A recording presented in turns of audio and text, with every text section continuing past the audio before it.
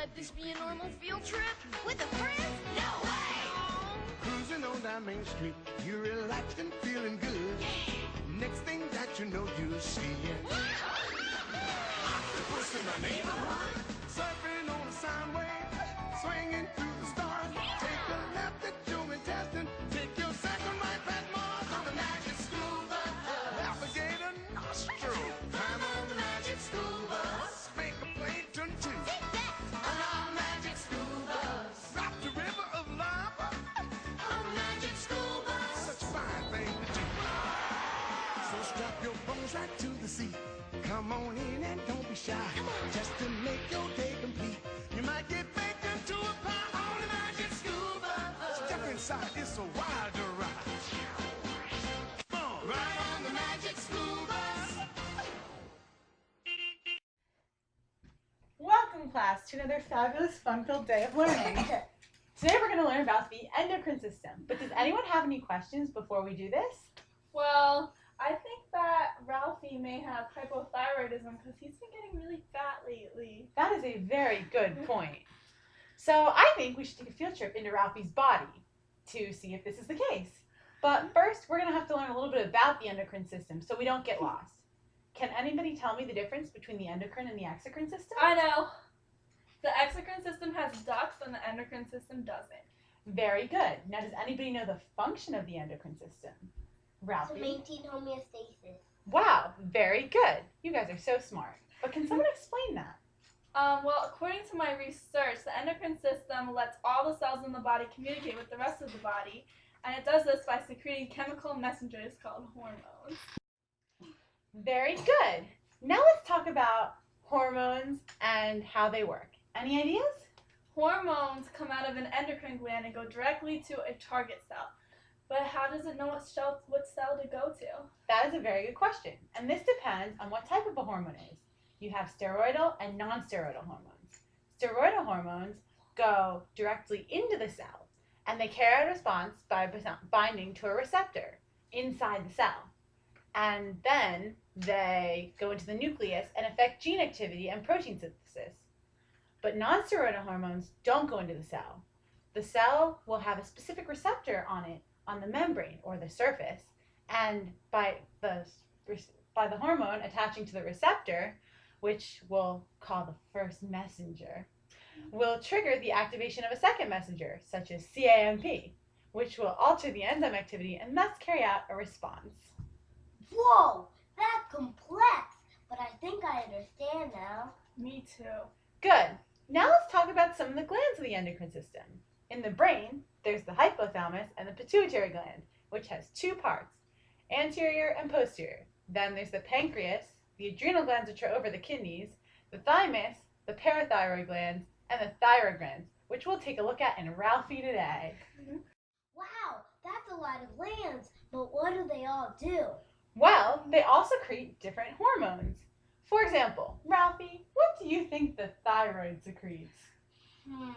Water G's? Not quite. That's a good guess, though. It actually releases three hormones, T3, T4, and calcitonin. What do those things do? And isn't the thyroid in the neck? Yes, it is. T3 and T4 increase metabolism, oxygen consumption, and helps you grow strong. If you have hyperthyroidism like we expect, we will see upon entering your body that you are not releasing enough T3 and T4. Calcitonin, on the other hand, decreases calcium concentrations in the blood.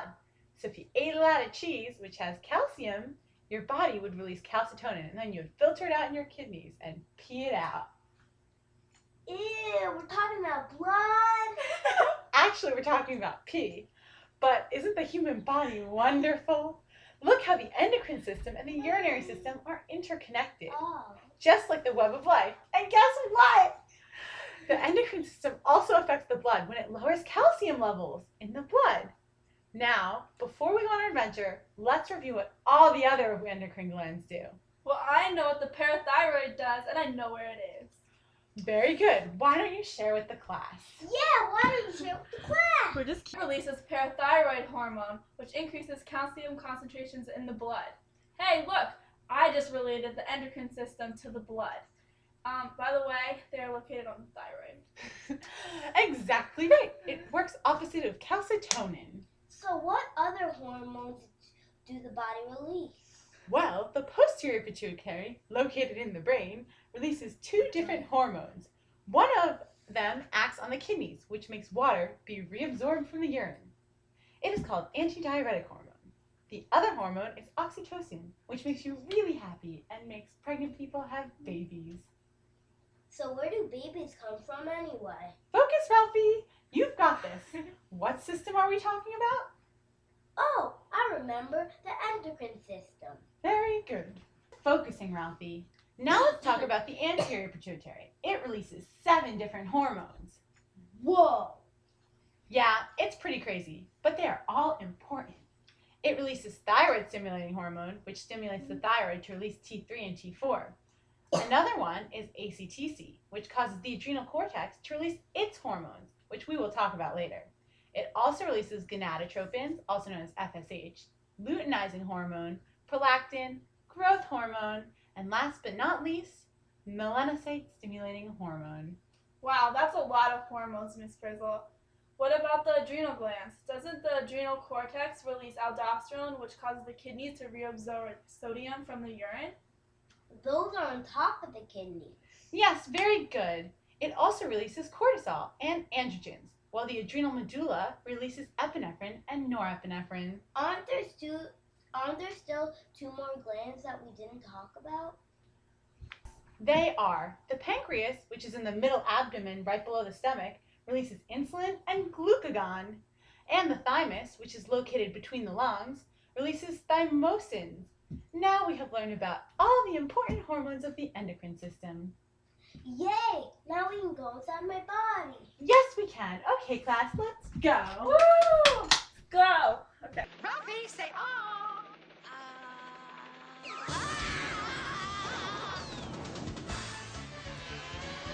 Whoa.